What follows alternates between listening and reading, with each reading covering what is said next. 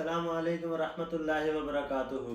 बिस्मिल्लाहिर्रहमानिर्रहीम नहमदुहू व नुसल्ली अला रसूलिहिल करीम। उम्मीद है आप सब खैरियत से होंगे। अल्लाह रब्बुल इज़्ज़त हम सबको अपने हिफ्ज़ व अमान में रखे।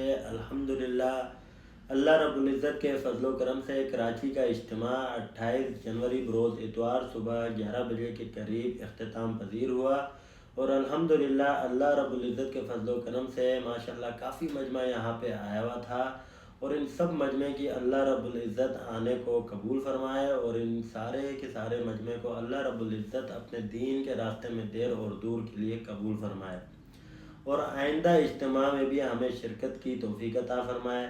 अब मेरी आप सब दोस्त अहबाब बुज़ुर्गों से जो है दरख्वास्त है कि जो लोग इज्तिमा में आए थे, नगद निकले हैं, ये टाइम लगा रहे हैं, ये टाइम पर चल रहे हैं, बहुत अच्छी बात है। जो नया मजमा था उन सब से मुहब्बाना गुजारिश है कि वो लोग जो है जिन्होंने नियत की, इरादा किया, वो अब कोशिश करके अपनी मसरूफियात में से थोड़ा वक्त निकाल कर जिसको 3 दिन का टाइम मिले वो 3 दिन लगा लें, जिसको 40 दिन का टाइम मिले वो 40 दिन लगाएं, जिसको 4 माह का टाइम मिले वो 4 माह लगाएं। तो कोशिश करें और अल्लाह रब्बुल इज़्ज़त को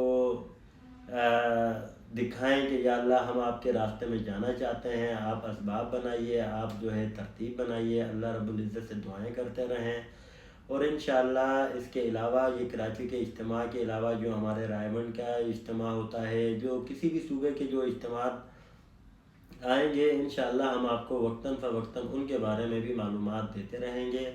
आप सबसे एक दफ़ा दोबारा दरख्वास्त है कि आप लोग जो है अल्लाह रब्बुल इज़्ज़त के रास्ते में टाइम लगाने की कोशिश करें और दुआएं करें कि या अल्लाह हमें अपने दीन के कामों के लिए देर और दूर के लिए कबूल फरमा।